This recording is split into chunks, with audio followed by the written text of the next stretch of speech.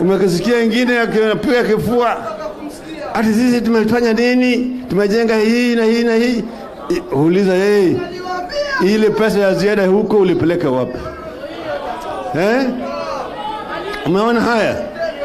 Mambo ya ufisadi ndio imeathiri maendeleo katika taifa letu. Kenya haina haja ya kwenda kukopesha pesa mahali popote. Tuko na pesa ya kutosha. Tuko na pesa ya kutosha, ama sivyo? Sasa unaona yeye huyu anapiga kifua. Tendawili. Tendawili. Tendawili.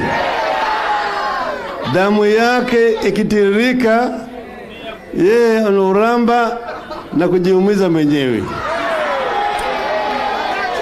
Huyo ni nani huyo? Ni nani huyo? Ni nani huyo? Mmeshindwa. Mnipajie mji basi.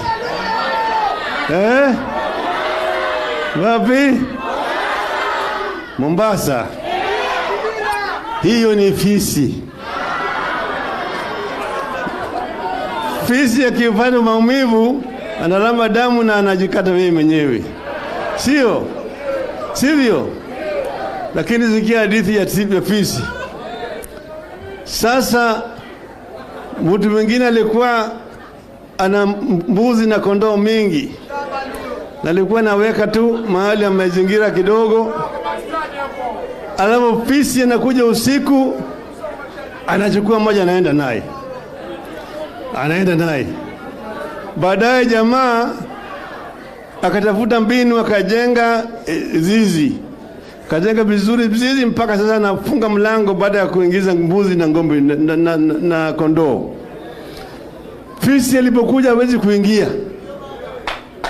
Manake sasa fisi anakuja alikuwa anasema ngau. Ngau. Ya wanajua ya kwamba hiyo ni fisi. Akaanza kwa mganga. Akaenda kule sasa akajifundisha ile mlio tofauti. Sasa alipokuwa anakuja sasa anasema wakafikiri huyo ni kondoo mwenzetu. Wakamfungulia mlango. Alipoingia akakula kondoo zote. Sawa sawa? Sawa sawa? Sasa ndio hii fisi ambayo mnaona amekuja amejibisha nguo ya kondoo. Anasema mimi nataka kufanya harambee kwa grupu ya kina mama. Wakina mama wako pale wamekuja, wamebeba pesa na gunia. Nataka kufanya harambee kwa grupu ya vijana.